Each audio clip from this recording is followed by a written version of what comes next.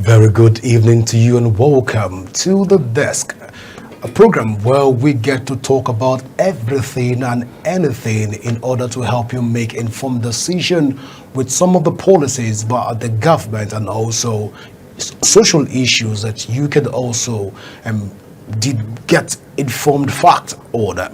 Today on the program, we will be talking about quite a lot of things even on this table. We'll begin the conversation first with a video clip that talks about the 36 states of the Federation, introducing the 36 extra states even to Nigeria. Let's take a listen right now, then we'll come back to the desk.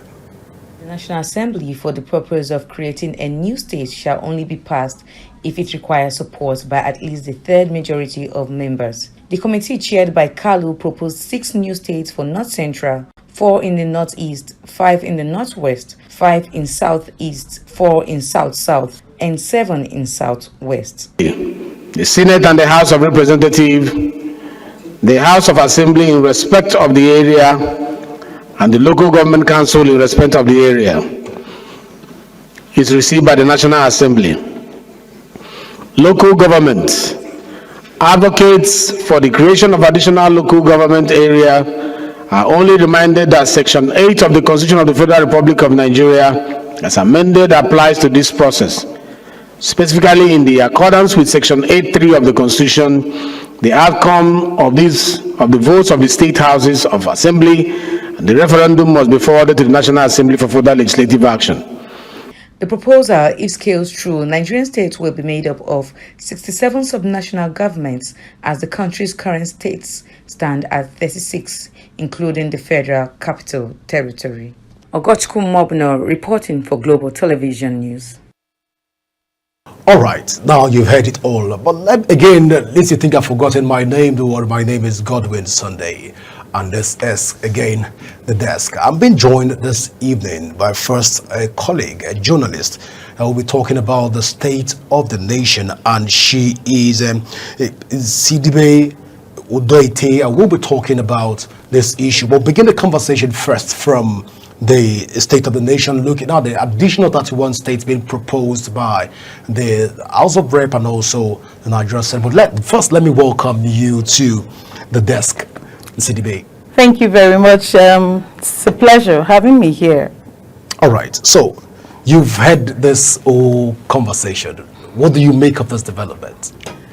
Well, additional 31 states in addition to the 36 we have already. Let's not be so fast to either say it is good or it is bad. I think we should be very objective and look at, the two sides of the coin, the positive impact and the not so positive impact. I don't want to label it negative, More so, the proposal has just landed on the floor of the National Assembly, so it's not as if it's been signed yet. I'm looking at it in the positive way that it's going to bring more representation, especially to the areas that felt that they were marginalized it's also going to open up job opportunities, and that's going to help us, with the government of the day is trying so much to ensure that there is employment. So with the creation of these states, so we hope that there will be job opportunities, also investments. Look at the investment part. There will be investors coming into the new states, so let's look at it from that point. It's not a bad deal for me. Well, Sidibe, look at the fact first that we have 774 local governments. And from the look of things, the local governments that are viable in this country tend to be abysmally low, the number. And when we talk about the 3 tiers of government, look at the states that we have right now. Most states in the country still struggle to make ends meet in terms of paying even their workers, their entitlement. We've seen state-owned workers for months, for years. They can't even pay. And now we are proposing to create additional 31 states. From another perspective, won't this be wouldn't it widen the burden of the federal government, knowing fully well that Nigerian practice a unitary system that is masking as a federal system? Now we call it a federalism, but we all know that when the chips are down, everybody run back to the federal government and seek for some form of allocation. In this scenario, do you think conversation you propose? I think it's high time that all states become self-sufficient. So creating these extra states, this extra 31 states, who knows? It could be for our good. They should test the waters first. There's another that says the more the merrier. So, let everybody go back to its states. When we moved from 12 states down to creation of other states by the military administration, we've had that conversation, and we've seen where the creation of states led to more cumbersome problem for. Let us not dwell on what happened in the past. Let us move on. The government, I'm not speaking for the government. No, nobody say you're speaking for the government. I'm not speaking for the government. Examination right but, now. I'm just thinking. Let's examine the 36 states right now, even in Nigeria. Take it from the 6 geopolitical zones right now. Look at it. Let's go to the southwest and pick Oyo, Lagos, Oyo, Ibadan, Ogun, Ekiti, Akure, Ondo, Osun, and what have you. Look at the 6 states from the southwest geopolitical zone. Move down to the southeast geopolitical zone, the Enugu, Abia, Igbo, Ebonyi, and Anambra. Now bring those 5. Come back to the south, look at the various states, and come down to the north. All of the states put together, how many of these states can we say, in terms of productivity, can measure or can measure up with that of Lagos State and some odd like Rivers State that can measure up with Kano State? How many states can we say? Now let's use that as a base for the conversation right now. Do you think we are even ripe, or we are even qualified to even make a proposition to say that we want to even create other state at this point? Well, we will not be the best of evaluators, but since it has been proposed, thankfully it's not that it's been stamped. Let us look forward. I still believe that, how many states does America have? 50. So, and we are proposing plus 31 plus 36, that gives that's us about 67 states. So we are beating America by all ramifications. Aren't we the giant of Africa? We are the giant of Africa, but somebody said that Nigeria is a sleeping giant. Also, so I reject. Somebody said, of course, yes. I never mentioned that. I want to be very positive. Okay, I know the positive, but let's face reality. As a journalist, we hold objectivity. Like I said when I started this discussion, I said that there are 2 sides to it.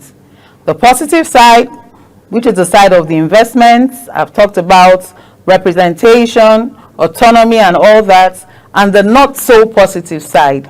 I particularly don't want to use the word negative side, because I also know that it's going to pose a lot of pressure on the federal government. But they are also aware of this, and I believe that they are equipped. If they say they want to, they agree to extra 31 states, that means they're ready for it. They're ready to do the job. And like I said, let us not just always dwell on the failures of the past. I just have this belief that we're moving on, we're going forward, Let us believe and let us work towards it. What is Lagos State doing that is making them ahead? Let other states copy. What is Kano doing? What is Port Harcourt doing?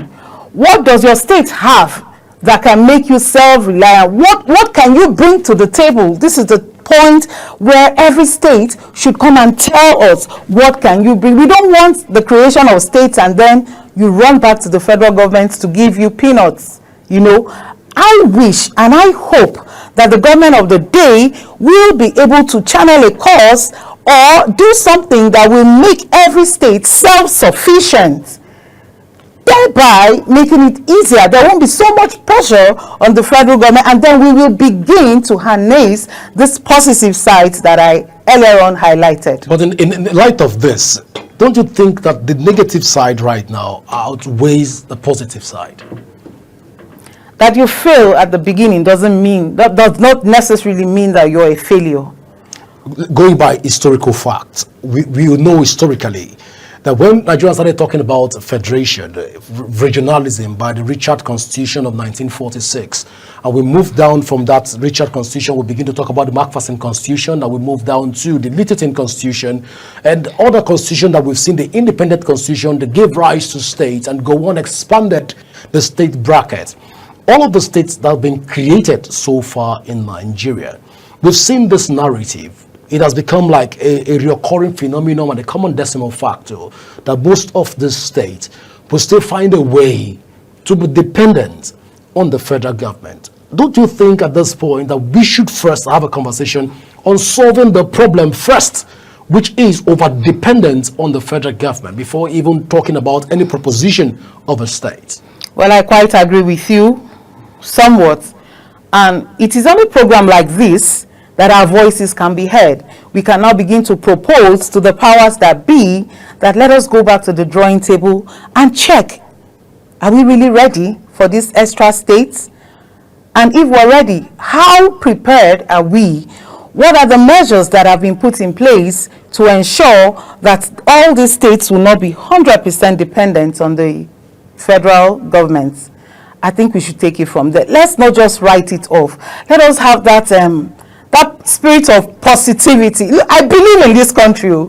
I believe in this country. We all believe in the country. We're optimistic that things will get better. But let's move on to the next topic. We're examining, trying to understand the Nigerian state. Just recently, although it has been debunked by the Minister of Minister of Education have come out earlier today to say, hey, that fact is not correct. But then let me just read up on this.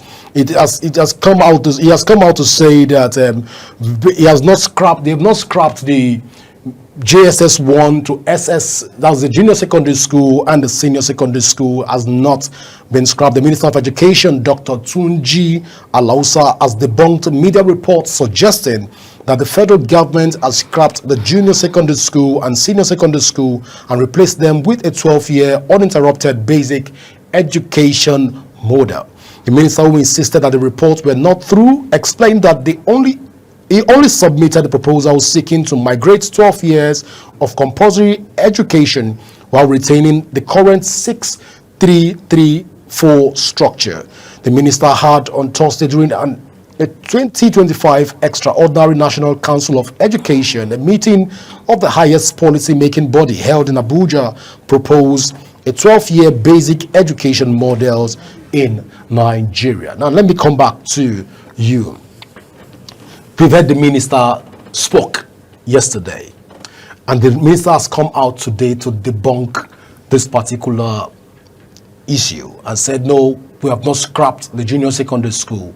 We have not scrapped the senior secondary school. Tell us, what is this whole razzmatazz all about? Well, I think it's a slow transition. I don't expect it to be an immediate one. But my 2 cents to the Honorable Minister of Education, I wish that we could inculcate that practicality in schools, like identifying technical students, and making them grow on it. It's not just about, the world has, in fact, I don't want to use the word education is a scam. It's not a scam, but we can see that children can do, there are children that can do other things aside from read and write. Let us, begin to focus on that and build it. It's not about the 6334 or 612. It's not about it. It's in the quality of what we're doing. If we're doing the 6334 or the 612, whatever the minister has proposed or is proposing or has debunked, what implication, what positivity does it have on the life of the learners? I happen to be an educator, and in a class of, let's say, 50 pupils, let's take that as an example. There are children who are talented in other things apart from mathematics and English. They may not score well there. But when you go to bead making, when you go to farming, agricultural science, you see them display their talent. When you go to electricals, that's what China is doing. How many children in our schools, but for the intervention of JET Club and other science practical oriented, or like homemakers, other extracurricular activities, but we're not giving it the in-depth attention that it requires. I don't think it's about the 6334. Let us identify those areas that we see that we can leverage on, that can add value to the learners, so that in the future, as they graduate, we want these children to come out self-reliant, not waiting for 9-to-5 job. It's not everybody that is going to get a 9-to-5 job, but by the time you have acquired some skill acquisition, entrepreneurial skills in school, I tell you, you won't be waiting for federal government, because you would have known how to make your bead, you'll be selling your bead. You would have known how to make torchlights, you'll be selling your torchlight. You would have known how to do one or two things, farming. There's so many entrepreneurial skills that can add value to these children, instead of just this paperwork that we're saying 634, 612. Let's forget about the numbers and look inward. What can we do that will add value? What can we do that would bring results? What can we do that would lessen the burden on federal government? Federal government cannot employ everybody. I don't know. Do you see reasons with me? I do. So that's my take, honestly. All right. So looking at this whole thing, they say there's no smoke. There's no fire without a smoke. Mm-hmm. So for the minister to come, a lot of speculations everywhere here and there have come out to say that the minister is testing the waters, to see if Nigerians will react. Do you share in this narrative? Well, I do not share in it, and I share in it. And even if the minister is testing waters, I pray that the minister gets to see this clip, because nobody is an ocean of knowledge. The minister may mean well and has decided to test the waters. Now, with views coming from me and other Nigerians, he would be able to know whether, do I launch into this water, or do I step back and see what to do that would better my intentions. Speaking of bettering the intentions, let's assume on this table, the desk, that this policy is allowed to fly. Do you think that the 12-year program, if allowed, given the opportunity to scale through, will better the lot of Nigerian children as it were right now? Honestly, that's a tough question. It depends on your mindset. And it depends on the modalities that he has put in place. If it is true that he has proposed that, I believe there are workable modalities or objectives that he has also put in place to be able to achieve the positive impact that he wants to create using that channel. So let's come back to you as an educationist and as a journalist. From your own perspective, the minister apart, what you've observed right now, if you want to scale, say, okay, if you're going to inculcate the 12-year-old program into Nigerian educational fabric right now, you think that it will be a success in the long run? In the long run, yes, it will be a success, but we just need to be patient. you know, the thing with us Nigerians is that we just want a fire brigade approach. We want to start seeing results immediately. The results may not come immediately, but I think, that's my own opinion, my 2 cents, that in the long run, I think it will benefit. I'm asking this question in the light of the rural communities and the urban communities. The rural people, the rural dwellers, listening to you and watching you right now, people that stay in remote community that might not have funds to continue with their education, if being forced to allow the 12 years to scale through, do you think it will favor them? Because unlike when you do the primary school, some people do stop at GS3, they will look for a way to just stop going to school, go and gather funds, then come back into the system to see if they can continue with their educational pursuit. Now, if the system is interrupted at any point, won't this further lead to a colossal damage for those children in the rural community? As an educator, just let's look at it from the all perspective, right? Well, unfortunately, some people in the rural community may not even have the opportunity to watch us like this and know what is going on. But I feel that if the Honorable Minister has put this in place, I still strongly believe that there are modalities that he has also put in place that would make it have a positive impact. Let us just be patient once again and see. I know and I believe that it is in the good of it. It's just that I want more emphasis to be placed on entrepreneurial skills, so that peradventure you drop out. If you have learnt 1 or 2 skills, from that skills, you would gather money and launch back. Before you launch back, another school of thought will say that the minister has introduced this particular, allegedly proposed this particular 12-year educational model in order to scrap out the transitional exam, which is the junior WAEC that will take you to senior secondary school. But at this point in time, I'm curious. You have been in the educational space for a while, and you understand the way you've written about education, you spoke about education, and you have passion for education.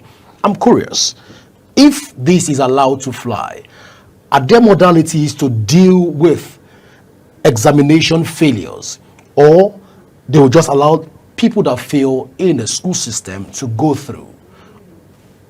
Let's even look just a pause on this. I most want to assure you, like I said, I'm not speaking for anyone, but I do know that an educational person is always very, very intentional. There must be a modality that has been carefully put in place to ensure we don't derive joy. No teacher, no lecturer derives joy from failing his or her pupils or her students or her learners. So there must be modalities that have been placed on ground to ensure that it does not negatively affect the learners. I can assure you of that. Okay. Lastly, on educational matter, even on the country, a lot of people have come out to say that most private school tends to give free hands to their students in terms of promotional exams.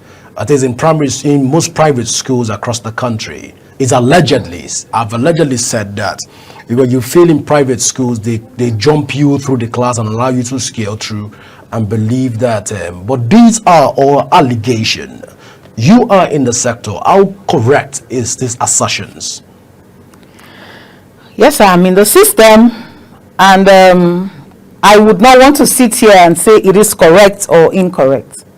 But I want to use this opportunity and I want to use this platform to tell you there is nothing that the private schools are offering that government schools are not offering. In fact, I also want to sit here very proudly to tell you that the best hands are in the government schools. That is where you see teachers put in their areas of specialization, unlike in the private school. Please mark my words, I am not saying all private schools, but a lot of private schools employ teachers that are not trained, teachers that are not capable. You just drop out or you just finish your senior WAEC, and while waiting to get admission into the university, you can be employed in the private school, but that cannot happen in the government schools. So you have the best hands there. I don't want to start saying that yes, a lot of miracles happen or a lot of corners are being cut in the private schools. You're in the system and you also know, but I'm telling you here very proudly and confident that the best hands are in the government schools. So send your children there if you want the best for them. Well, I will take you by your word, and I'll think about your proposition right now. Oh yes, do. but on a general take, we're looking at doing an overview on the Nigerian state right now. What is your general take on where we are right now as a people? Well, we are on a journey to greatness.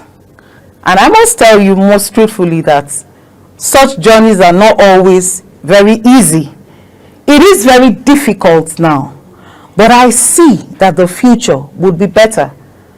So I'm willing to take this walk with the new Nigeria that is evolving. Things are happening, both the good, the bad, and the ugly. Let us not just dwell on the bad and the ugly. Let us look at the good things that are happening and that are yet to happen and hold on to it in faith. We're getting there. Now you sound like a prophet. I wanted to say amen and collect some things from me, but Oh yes, amen. I'm not a prophet, but I know we're getting there. We're getting to the promise. all right, we'll get there by God's grace, like we do say in Nigeria. But I want to say at this point, thank you so much, Isidibe, for being a part of the desk this evening. It's been a pleasure. I hope to do this again with you. Well, definitely we will bring you back again to come talk about the state of the nation and other pressing issues. We'll go for a short break right now. And when we come back, more on the desk. The conversation never ends, even on the desk. Stay with us as we continue in a moment.